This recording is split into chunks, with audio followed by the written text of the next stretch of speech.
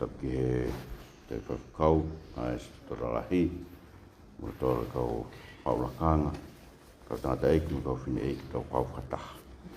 Waka pe mua no maranga e tohi Ekisoto, tau mani ke tohi Ekisoto kai tahi wā. Ko tuka e whiu i ko mai ke te kau tōru ke he wahe koe ni au ke he, ko hai e lawa ke huat o tuku. I he mo unga tapu e Otua. Ko hai e lawa hu ke langi, ko mo unga tapu e Otua. Ko e tāno koe ni Ekisoto kai tahi wā, ko rak whetaula ki tonuen ai Otua mono kakai. Ko e tāno ai nukui koe aho o i siasi. I e whakamotua, ai koe aho e whetaulaki ai Otua, ka mono kakai he no mo unga tapu. Ko whihui pēia, ko hai lawa ke hu ke mo unga tapu e Otua, tau ilo me hen koe mo unga tapu e Otua, nuna kia no kakai, ka koe hae ngai mea u whie mau ke whai ke te tau tolu, ke tau tāwai, ke huat o whiohi mo e Otua, i hono mo unga tapu. Pa koe ngai mea koe ne tolu, koe urage o pehe. Pe hu ke mo unga tapu si hova, koe kakai ko koloa kāno kato aki e si hova, vesi ura ki he walu tau lau whataha.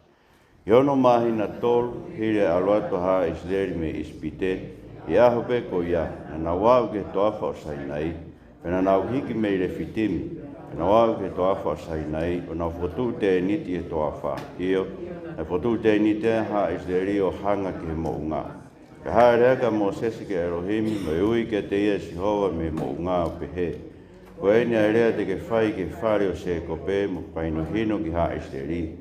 Ko mō mamata ke mea ko whai ke kau ispite, mo whawha ki mau tolu e whunga ka pakau i kare, o omi ki mau tolu ke te au. Ka koeni, pau te mō mātua ki tokanga ki o kure o, tau ke kuakawa, i mōtua ki hoko koe koloa kāra no kato i ka kai kotoa, e ko oku a mamani katoa.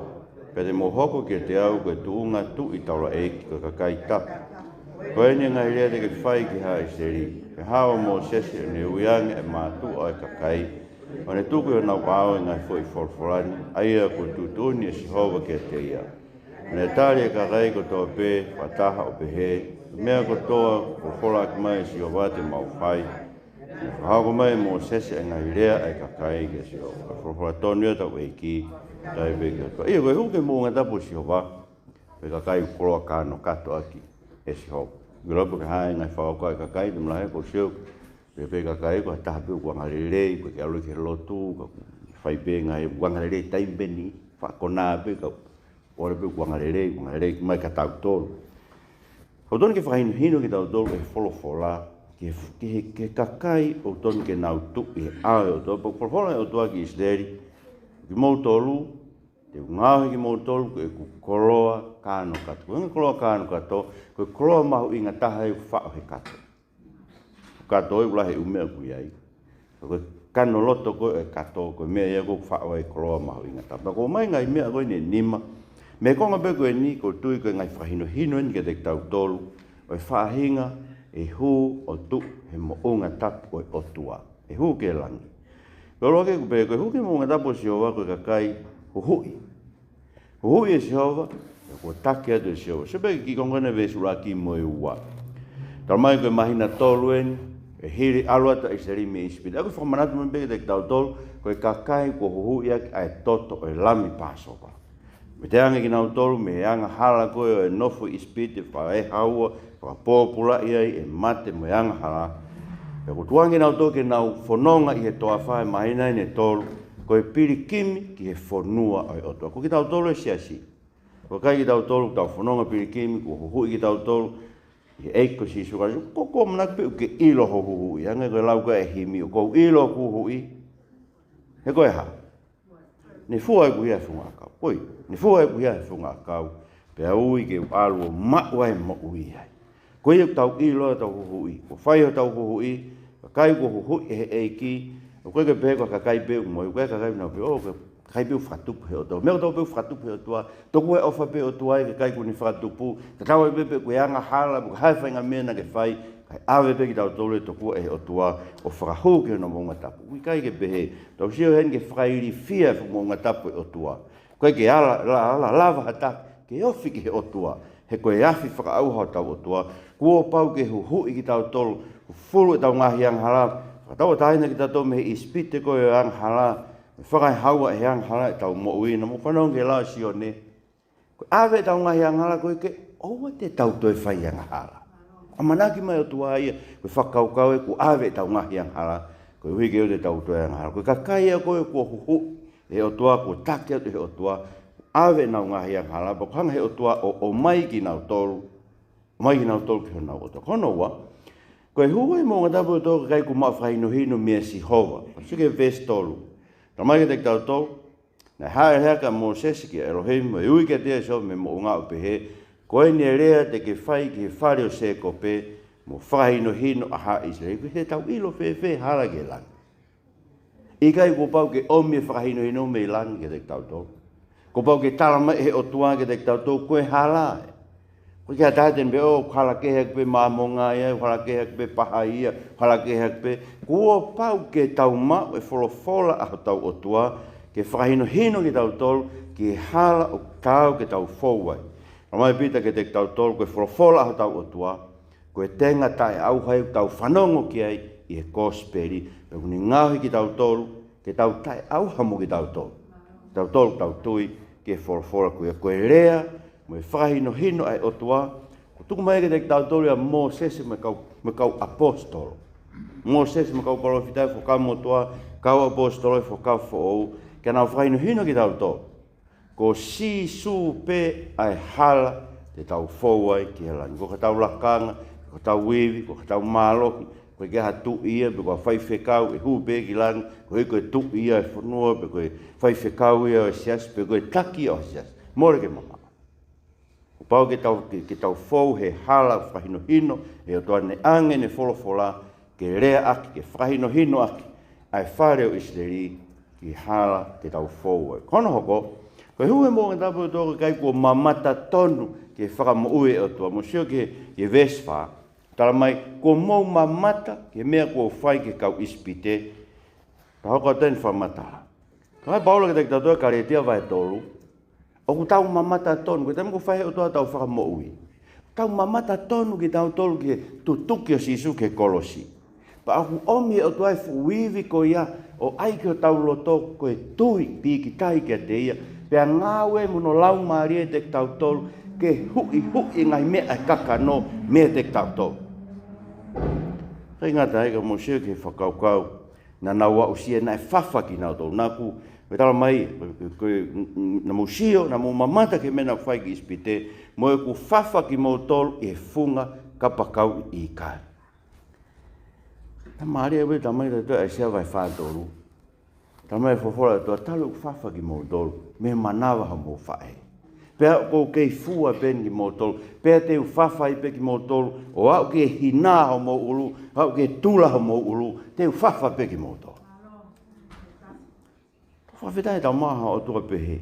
Ko ngata pe ni hanga fa ki tau tol, tau mamata ton he kosperi, he ne fa mo ui ki tau tol, ka ku ne fafa ku ne fua ki tau tol, ni ave pe ki tau tol ke au ke tau motua. Pero mai tau ilo, koe ave ki tau tolu e Otua kia teia. O ne omi ki tau ves whape, koe ne omi ki mo tolu, ke omi kia teau. Ui ki tau tolu he Otua, koe ke ne ave ki tau tolu kia teia. Ngona mo sese rea koe sa me hiwa noa. E i ko koe ho mau nofo anga. Ko koe ho mau nofo anga. Koe ki whanua koe ni mamani. Ko koe ho mau nofo anga, he tok tangata. Koe tok tangata katoa pe. Koe hu ke mō ngā tapu si hoke kakai unau mamata tonu ke whai whakamoe o tua he koloso eko si sukaisi. Pako tau mamata ke eku whailonga e kia whonu ho tau loto he iwi. Moi malo he lau mare mā oni oni. Ke tau lawa ai ke mate e tau ngahi anga. Kono hoko. Koe kakai hu ke mō ngā tapu si hoke kai koe koloa kāno katoa o tua. He kunau mātua ki tokanga ke reo e o tua. Muso ke vesi ni mā ke ono. Ka pao te mō mātua tokanga ki hoku reo, tauhi e ku fuakawa, te mō toki hoko ko e ku koroa kāno kato e ka kai kotoa, he ku oku a māmani katoa. Tau hoko ko e koroa kāno kato, ko e koroa mahu inga taha ai Otua, whautangia. Ke lau koe muau e Otua ko ona universi, ko e ne koroa mahu inga koe, a koe. Muau, ko hai ki tau tolu. Ko aho tau anga. Ka ngosio ki ono whina ngalo, ko e ui ko e tau ai fola ai Otua. ka pau te mō mātua ki tokanga ki hoku reo tau he ku fuakawa. Te tau hoko ai koe ne koroa kāno kato. Koe ko tau tuunga he au e Otua. Koe he tuunga fo oe kune onge te tau vesi ono. Ai ka kai koe tau he ene fora. Tau hoko koe tuunga tui. Taula eiki koe ka kai ta. Kainga koe tuunga taula eiki ko tau make he angai. He tau tua whaofonga ka kai ki mamai. Taula eiki ko tau whatongia ke tau hong fia mea ko toa peke ka kai. Lotu tae tuku. Sio ke kakai o te ke whutano mo na otoki ngai mea no ia ka kui whata lotu. Whamalo ke o tua ke i tuku munua taimi ke tau inasi ai. Kore ke o tua ke whakalahi e ta tui ke te ia. Koe ke tau mau e moui ta ngata o te tano whono whai no pe ta moui he māma ko e ni. Ilo i koe taula eiki, koe tui taula eiki koe. O ku makehe ki tau tau, ku wahe ki tau tau me māmani. O koe ki tau tatau tau me kakai ko toa pe. No whakai ko toa pe e ngai mea, tala noa e ngai mea mamani. Tau tala noa ki tau tau ki langi. Tau whakaam ki tau tau ki ave kakai ki langi. Koe potu e tau ilo, o ave e Otua ki ai, hono kakai o ona. Sepo tala mai sa me wanima. Koe tala noa loto ki a Sihova, tala noa loto ki a Sihova. Ke tala noa loto ki a Sihova e aho. He be e kua en te uheka ki mea re, maru i mea whanonga he harapure anga, kula hinga exteni o mate ni. Ave mo au, ke alo tala noa mo ta, e kumai mo a poto ke whai ke tala noa koe ni. Ai mo ke o nai longu taki hei e whakaukau ke whai hanga hala ke te koe. Whakawhihala ki mo ngahi anga hala e a koe ni. Tala noa loto ki he Otua e koe, taula eiki, koe tunga tui taula eiki ki tau tolu, ma wahe ki tau tolu mi mamani. Koe ke tau alu noa pe ki tau tolu, whai pe mea o whai he kakai ko toa pe. Maha poto ke whai ke ngāwe, malu i mo au me so kau ngāwe, me ngai whai ngatahe, kua mate pe kakai whai ngāwe. Kore ki he Otua koe, kakai makehe ki tau tolu ia, lotu ma o pe, tala noa loto. Koe kakai koe tunga taula eiki tapu ki tau tolu ia, a tau Otua, tau tala noa pe ki tau tolu ki tau Otua, he ko tau mamata tonu ki tau tolu, he ngāwe tau Otua. Pa koe ki konga whaasko i konga ura ki pe koe, huke monga tapu Sihova. Koe kakai koe koloa kāno kato a Sihova, nau tuku pā ke tau he whorofora a Sihova, seke vesi fitu mo e walu. Tau mai ne haa mo se uiange mātua e kakai, o ne tuku hana ua ngai whoroforani, ai tūtoni a Sihova, pia tali he kakai kotoa. Koe mea kotoa ko whorofora ki mai i Sihova, te mau whai. Ko mea kotoa ko whorofora ki Sihova, te mau whai ki ai. Koe siasi o Otua, sai pe ke tāanga taa māmani ia. Ke tā whoki a māmani ia ke o whai ngai mea kotoa pe. Koe siasi o Otua ko koia mo au, ta unu mai ke whetauraki mo Otua e sāpati, mo e ah. Ke ta whetauraki mo e ne whorofora, ko o hau koe ke ne whorofora whenga ngai mo e toi tapu. O ton ke taurea ke fuakawa koe ni. Koe mea kotoa pe ko whorofora aki mai Sihova, te mau whai ki ai. Moira nera i lawa whokia i siasi whokamotua. Nanau taranga tāki nau tō. Tau mai koe mea ne tohi maka e maka. Koe ke hai via mea kou tohi e maka. Ke ne hanga whai via kakai ke nau talangofua. Fie talangofu. Tau mai paula ke te tau tōre loma wahe nuna tau whanonge, tau whanongo mai tohi loma. Whawhetai ke Otua. Whawhetai ke Otua, koe tau talangofua, tau toke whorofora, koe ko hangaue tau tolu, koe ko hangaue ha siasi, koe ko hangaue ha whai whekau. Koe hangaue ai Otua ne ai hono iwi ke te tau tolu. Ai e mālohi ono laumari ke tau talangofua, fie talangofua, ke tau whai ke mea koe ne tuku pā ke kakai, koe kakai au hanga he Otua ave, ke nofo i hono moonga tapu, koe mea kotoa ko whorofora ki mai i Sihova. Te mau whai ke tau mak e tau tolu ia, ha malo. He ahon. Moro tāna tā beka e ngai sia me kakai ke whorofora ha tau Otua, koe ki nau mak e nau tolu. Ai malo ke na ke hange koe lau koe ni ke vovo ke te nau tolu. Ai whorofora ha tau Otua. E mea noa ko tō mai me ki me wahe koe ni ke te tau tolu. Vesi wā ke tāni mā, koe hu ke he a o Sihova, koe kakai kua whoho nau kofu, i he vai whakamata. Rau whatahe hiwa ke tāni mā. E whorofora Sihova ke mō sese. Wakai koe khaue ni ke te koe, o kofu a ka au, koe hui, te whanongo e kakai o kau ka rea mo koe, o nau tui ai ke te koe o taingata. E na whakahae mō sese ngai rea e kakai ke Sihova, Pe fola si hove ka Moses, alu ke kakai o whamaa ki nau tolu. E ahoni mea pong, pe tuke nau foho nau kofu, pe ke oso mo teu ke ono aho tolu, he i ono aho tolu e haere fwa si hova ke mo unga ka sai nai, kai mamata e kakai katoa. Pe te whakotu ha a ke kakai tatakai mo ke pehe, mo whahi ehi alohake ke mo unga, mo e lawe ke hano eu.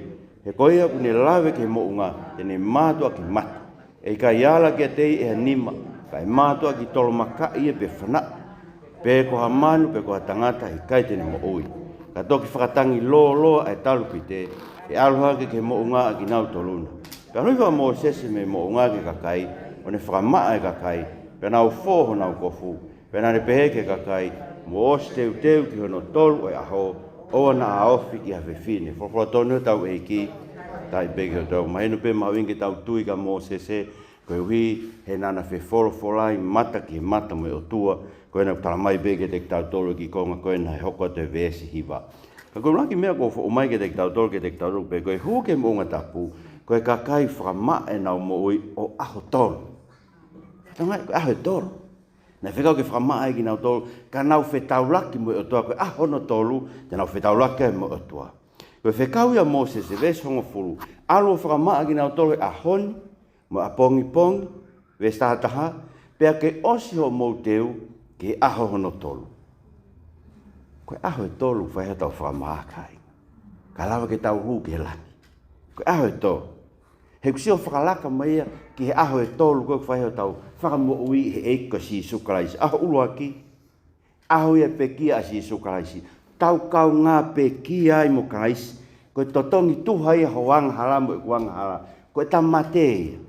Kono uhi ngai tau fia e karistiane, tau mai Paula, ki karistiane, koe ku mate, koe a siri ha whakakoloa. Ko sto e ku mate a koe aho na pekia karaisi. Ko urea mo Paula, me apostolo me kau karistiane, mate ko feho huhu. Ko feho kona. Ko wheho ikuna, koe te haikuna, koe te hakona, ai mate koe whakakoloa ia, kia te tau tolu ko tau pe aho uluakia. Na tau kau ngā pekia i mo kaisi, aho noua, na nofua si sui whaitoka.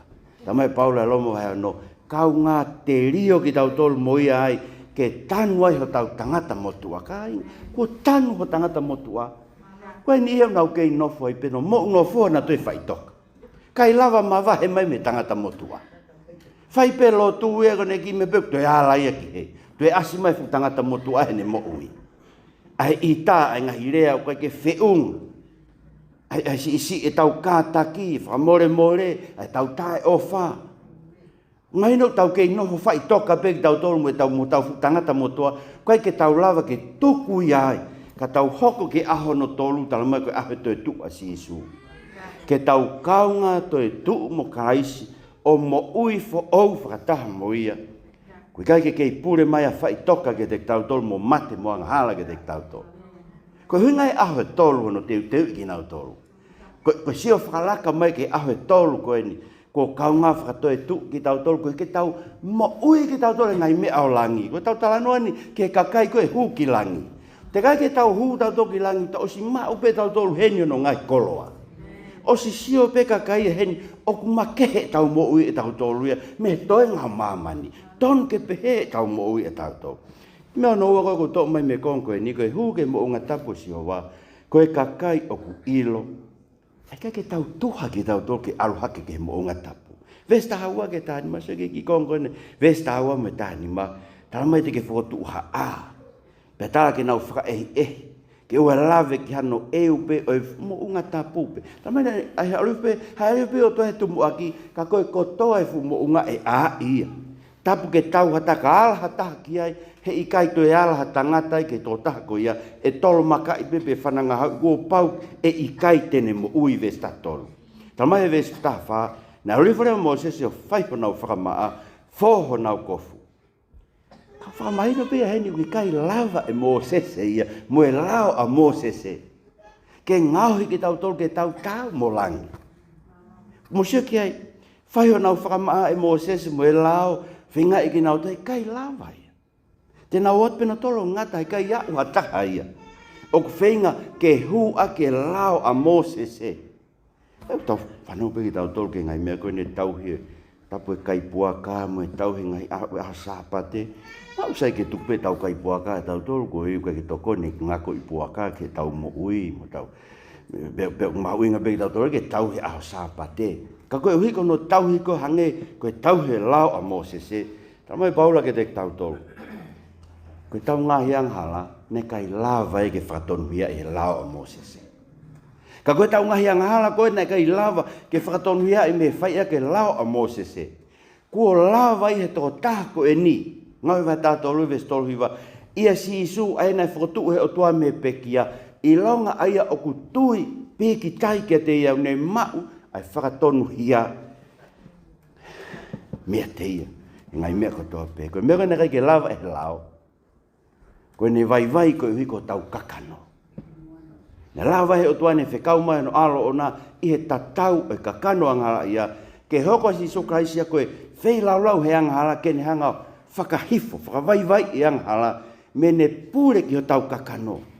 He koe ke lawa ke whamaa ki to toi lao Mosese, koe koe eke e lao, kua pau ke tau tea hala iai. Ka kuhoko mai Jesu Christ, koe tau whei lau wanga halai. Koe ike ne hanga whakawai, ai anga hala kou nofo tau kano mate, o ikai lawa ke tau mo ui ake wholofola e Otua. Kono ingai ka ingo tau lawa mo ui ake wholofola e Otua, he taimini a kalaisi. Koe hui kui ai nei, koe lau maari, nofo e tek tau tolu. Koe ai au ne ai ke mate ngai hori ai kakano, he aho kotoa pe. Koe ai au ne ai e tek tau tolu ke tau whehi a ke kei, hae kakano he tau moui. Whahasi, mea no tolu. Vesta hao no ke ua nima, o Ekisoto vai tahiwa. Koe hu ke monga tapo si hoa, koe kakai pego whe tau laki mo Otua, he ne wholofola. Vesta hao no, ke ua nima tau lau whata. Pe koe hao no tolu e aho, e ne aho ke, tāna e hoko e whunga mo unga e ngahi mana, e ngahi uhila, e ai au matolu e whunga mo unga. Mo reo e talu piti mahalohi au pito.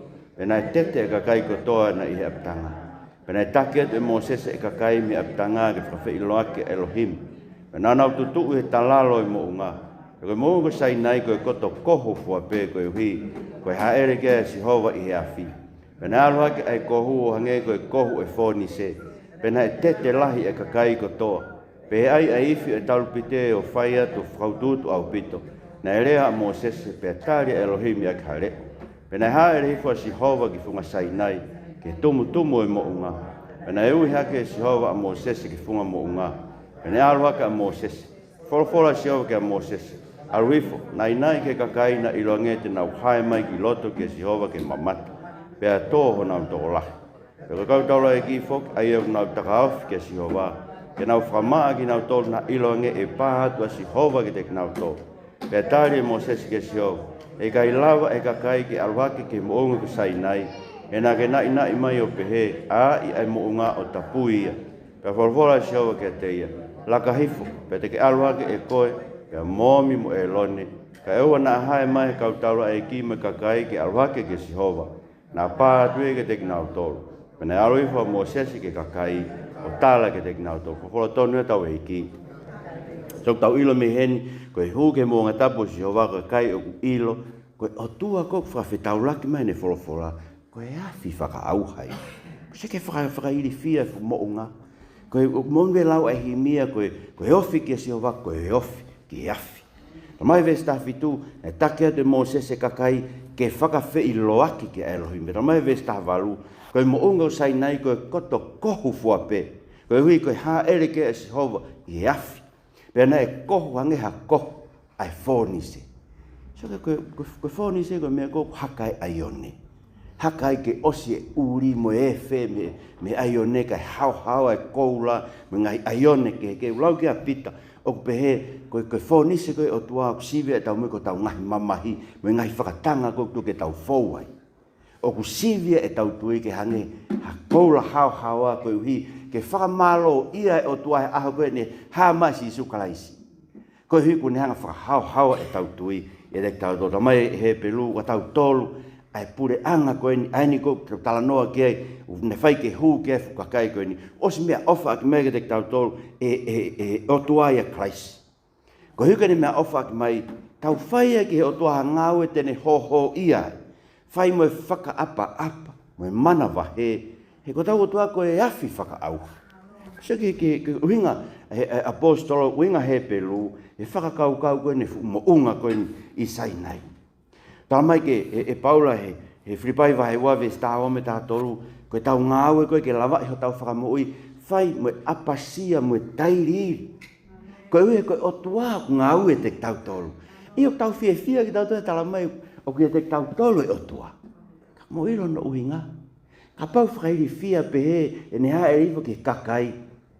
O ke pehe fie ne a fio e te tau toru. O tau ke whakairi fia ia. Koe koe mea ke te whai noa pe. Ka ke te ongo i tairi iri mo apasia mo manawasi.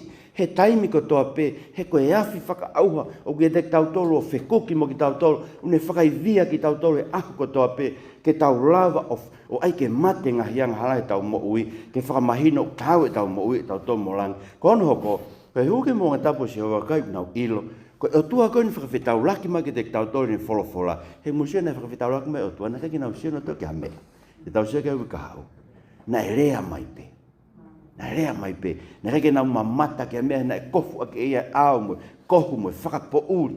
Na kai lava ke nau mamata ki hano whotunga. Kono uhinga e na whinangale Otua ke oe ngahu ya whainga mea he mama koe ni. Tokua koe whotunga e koe i nisia Otua ke tau ponou ki ai. Koe uhe aho kena nau whetau laki e Otua mono kakai. Na i kai ke nau sio ki nau toki a whotunga e ta oe Otua. Tala mai koe kai koe nua koe tau tolu koe whawhetau laki mai ke Otua. Whi mai Otua ke whakatapu i ke whamaa e tau mo ui ke hao. Seke neongono whakamaa ki nau tolu e Mosese. Koe nau tala mai whesua taha. Kana ne nai kakai, na ne tala ke nai kakai. Na ilo angete nau hae mai ki loto ke mamata pe e mate ho nau toko lahi. Mo seke neongono whakamahe ngai mea kehe e tau mo ui. Ka ui kai lawa, nā moe kau taula e ki vesi ua. Aheu tala mai nau taka ofi kia sihowa. Na e tala ke nau whakatapui, whakamaa e nau mui na ilo nge pātua sihowa ke teki nau tolu. Si nā mo ki tau tolu taka ofi ki Otua. O koe koe uhi ngai ke tau whai noa pe tau mo ui. E koe taimi tau whakau pe heu, hange tau parahi ki Otua pe heu tau fu maheni mo Otua tak mo ia. Oua. Unofo whakau ke whalaloroto ke fu mo unga koe ni ton ke tau alu mo ia tau whalaloroto ke koe Otua ko a whio ia te tau tolu. Koe fu mo unga hafi ia koe ni. Whakairi fia. Ene nofu ia te tau tolu. Nofu tau lotolotonga, nofu he tau mo ui. Whe maua ki tau tolu taka awhi ki Otua. Ke whakapapau e ku whai ai pehono fufulu e tau mo ui. Whakamaa ki tau tolu. Ngahui ki tau tolu koe lao paulo e rokin towa heo no vesta taha. Ngahui ki tau tolu koe kauanga tonu. I he wafa si isu pe ake e lau maari ho tau Otua. Mea ono kou pe, koe tau huke munga tapu Otua kai ilo, Otua koe tau whetau laki. O kune toka tu uni pe e ia. Ai ka kai ke aloha ke te ia vesi, ua whaame o ni mamusio ke whekau nei. Nei whai, nei a i mo unga ia, ka whekau koe fukakai te nau tu pe mamao. Mu whau tangi ai. Koe tāla ke nau mawhi ilo aki patanga to mu tu pe na ka awhimata ke te tamte. Peta mai le vai, alu hifo koe Mosese, ke mo hake mo elone. Aia koe kakai beu tu uni e Otua. Koe kakai toka tu uni e Otua ke ngahi e nau mo ui, ke tau e nau mo ui moe Otua. Ko nau tolu be e ui, koe ke te alat pe ke ta tofu atu talanti ke Otua tapu moe kuau e ni te o alu atua. Koe ke pehe me ai.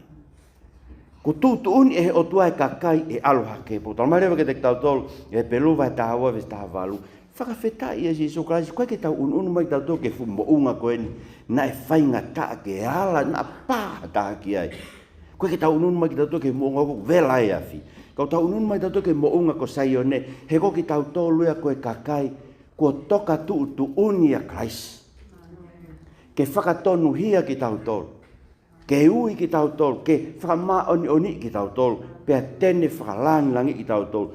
O mai ki tau tolu e Otua ia Christ, ke tau whetau laki moi ki mo unga ko saione, ke koro e Otua mo ui, ke seu salema whakalangi, ki e siasi o e ulaki whanau. Ko tohi o nau hingoa, i he langi. Kai koe tu unga mahu inga ia ki tau tolu. Nofu mau beo whakaukau, ke tau tuunga, koe whare alo ki tau tolu o e Otua. Totona ke tau ngoi pehe ke tau mo ui.